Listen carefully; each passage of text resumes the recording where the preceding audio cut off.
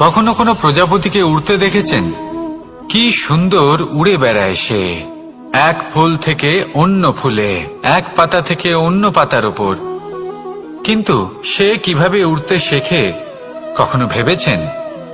জন্ম থেকেই কিন্তু প্রজাপতির ডানা থাকে না, ও কিন্তু ছোট্ট একটা ডিমের আকারে জন্ম লাভ করে। তারপর সেই ডিমটি ভেঙে একটি কীট বাইরে আসে। আস্তে আস্তে সে বড় হয়, ওর শক্তি বৃদ্ধি পায়। তারপর সে সেই কীট দশা ত্যাগ করে নিজের ডানাগুলি মেলে। এই প্রক্রিয়া তার কাছে সরল নয়, অত্যন্ত যন্ত্রণাদায়ক প্রক্রিয়া, কিন্তু সে সেই যন্ত্রণা মেনে নেয়। আর তারপর আস্তে আস্তে সে উড়তে শেখে। শুধুমাত্র আকাশে উড়ে বেড়ায় তা নয়, আমাদের মনের মাঝে উড়ে বেড়ায়। এবার এই ডিম থেকে প্রজাপতি হয়ে ওঠার যে যাত্রা, এটা যতটা কঠিন, ততটাই কঠিন হয় এই সংসারে শ্রেষ্ঠ কর্ম করা, ততটাই কঠিন হয় এই সংসারে মহান হয়ে ওঠা। সেই জন্য প্রয়োজনীয় প্রচেষ্টা এবং সময়। নিরন্তর প্রচেষ্টা করতে থাকুন, পর্যাপ্ত সময় নিন, এবং আপনি নিজেকে এই আকাশে উড়ন্ত অবস্থায় পাবেন। আসুন আমার সাথে ভালোবেসে বলুন, রাধা রাধা,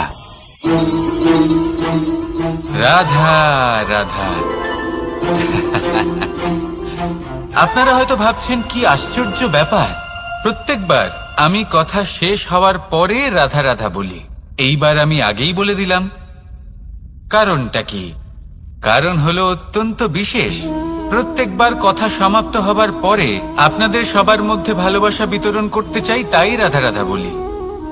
কিন্তু এইবার এই নতুন এবং বিশেষ সূত্রপাতে প্রথমে প্রেম বিতরণ করা অত্যন্ত আবশ্যক। এবার একটা বিষয় আছে যা জানেন হয়তো সকলেই, কিন্তু বুঝতে খুব কম জন পারেন। এই প্রেম, এই আনন্দ, এই সকল কিছুর সূত্রপাত হয় নিঃস্বার্থ আবেগের দ্বারা। ঠিক যেমন একজন মাতাকেই দেখে নিন। যখনই একজন মাতা সন্তানকে জন্ম দেন, তখন এই সংসার ভুলে যায় যে তার জন্য এটা একটা নতুন জন্ম। কারণ একজন নারী তখন একজন মাতৃরূপে নতুন ভাবে জন্ম নেন। একজন নারী স্ত্রী ও গৃহবধূ রূপে কিছু অধিকার লাভ করে থাকেন, কিন্তু তিনি যখন মা হয়ে যান, তখন তিনি শুধুই দান করতে শেখেন। নিজের সন্তানের জন্য কত কিছুই না করেন, তাকে বাৎসল্যের সাগরে ভাসিয়ে নিয়ে যান। এই সংসারে রাজকুমার জন্ম নিতেই পারেন, তাকে রাম এবং লক্ষণ কিন্তু মায়েরাই বানিয়ে তোলেন। একজন গোয়ালা জন্ম নেয়, তাকে দ্বারকাধীশ একজন মাই বানিয়ে তোলেন। পিতা হলেন সেই পর্বত যার একটা অংশ হলো তার সন্তান, কিন্তু মা হলেন সেই শিল্পী যিনি একটা পাথরকে খোদাই করে এমন এক মূর্তি গড়ে তোলেন যাকে সকলে পূজনীয় মনে করেন। তাহলে স্মরণ করুন সেই সকল মুহূর্ত যেগুলি আপনি নিজের মাতার সাথে অতিবাহিত করেছেন। অনুভব করতে পারবেন যে কিভাবে এক মুহূর্তেই এই মন প্রফুল্ল হয়ে ওঠে। এবারের কারণ কি? এর কারণ হলো এই জীবনের আসল দ্বারই হলো মমতা।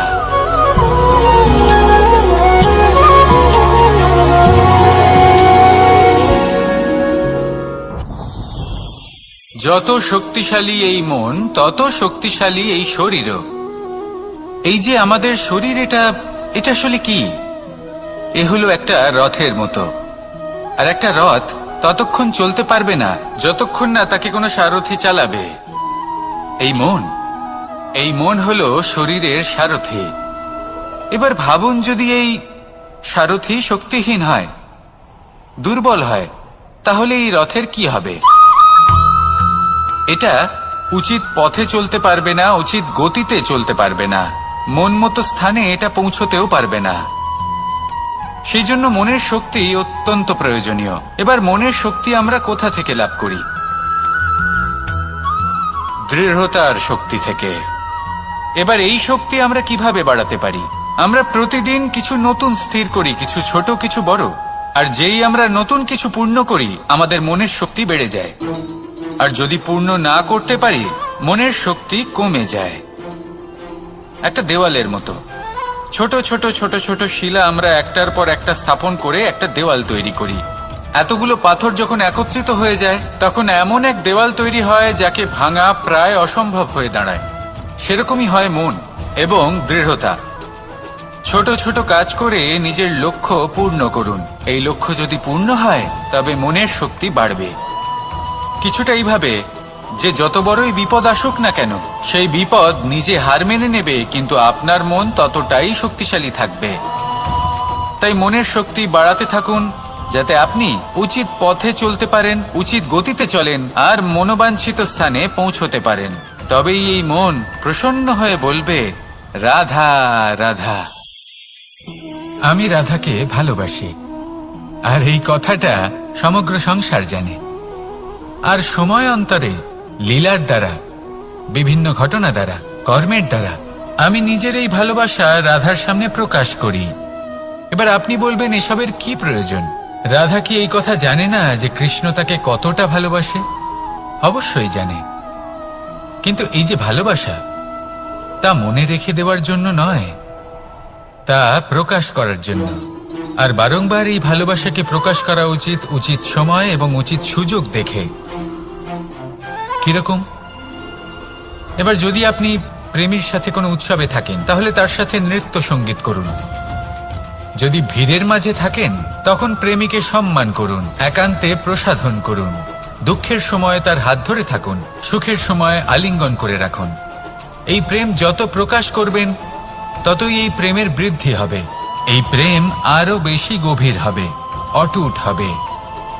তাই এই প্রেমকে মনে নয়, আপনার জীবনে স্থান দিন। মন খুলে প্রকাশ করুন আর আমার সাথে ভালোবেসে বলুন, রাধা রাধা। মুঠো হাতের শক্তি বেশি, মুঠো খুললেই তা দুর্বল। তা এমন কি থাকা উচিত এই বন্ধ মুঠোয় যা লাখের সমান?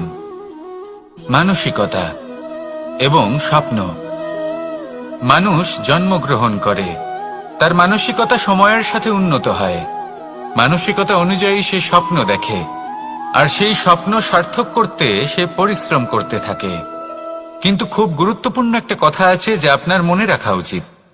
আপনার এই মানসিকতা, আপনার এই স্বপ্ন, তা যেন আপনার নিয়ন্ত্রণে থাকে।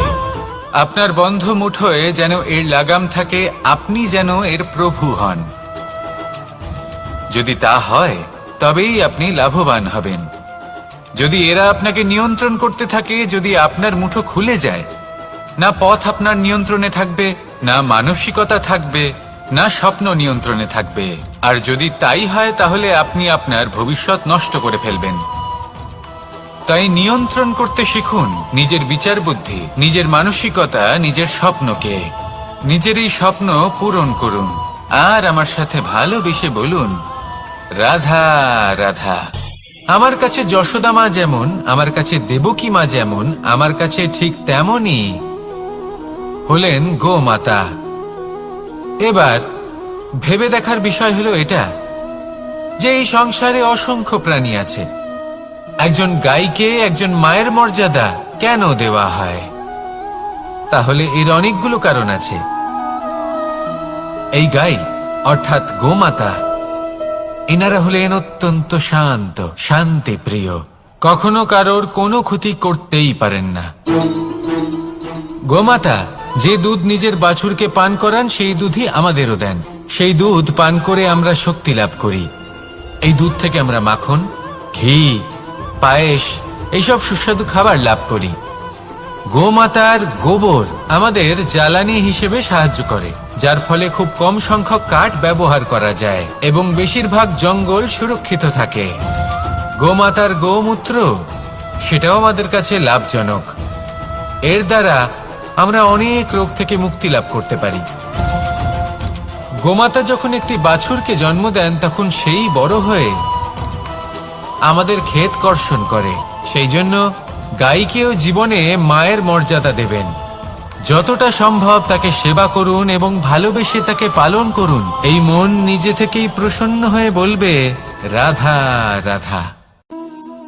চলতে থাকা, থেমে যাওয়া, বিশ্রাম নেওয়া, তারপর দম নিয়ে পুনরায় দাঁড়িয়ে পড়া, আর তারপর আবার সেই পথ চলা। এটা জীবনের অভিন্ন এক অঙ্গ, এটার থেকে আপনি পালাতে পারবেন না। কিন্তু এই অঙ্গকে আপনি নিজের জীবনে কিভাবে প্রয়োগ করবেন, কিভাবে তাকে কাজে লাগাবেন, সেই সিদ্ধান্ত আপনাকে নিতে হবে। যারা হেরে যান তারাও জীবনে থমকে যান, আবার যারা জেতেন তারাও দাঁড়িয়ে পড়েন। যারা হেরে যান তারা হাঁপিয়ে দাঁড়িয়ে পড়েন, যারা জিতে যান তারা দাঁড়িয়ে পড়েন সেই সর্বোচ্চ স্তরে পৌঁছে গিয়ে। এবার দাঁড়াতে তো আপনাকে হবেই, তা হতেই হবে। কিন্তু কখন কিভাবে দাঁড়াবেন, ক্লান্ত হয়ে নাকি সর্বোচ্চ স্তরে পৌঁছে গিয়ে, সেই সিদ্ধান্ত আপনার। অবশ্যই দাঁড়িয়ে পড়ুন, কিন্তু ক্লান্ত হয়ে নয়, কারণ আপনাকে পুনরায় দাঁড়িয়ে পড়তে হবে, পুনরায় যাত্রাপথে এগোতে হবে এবং সর্বোচ্চ স্তরে পৌঁছতেই হবে।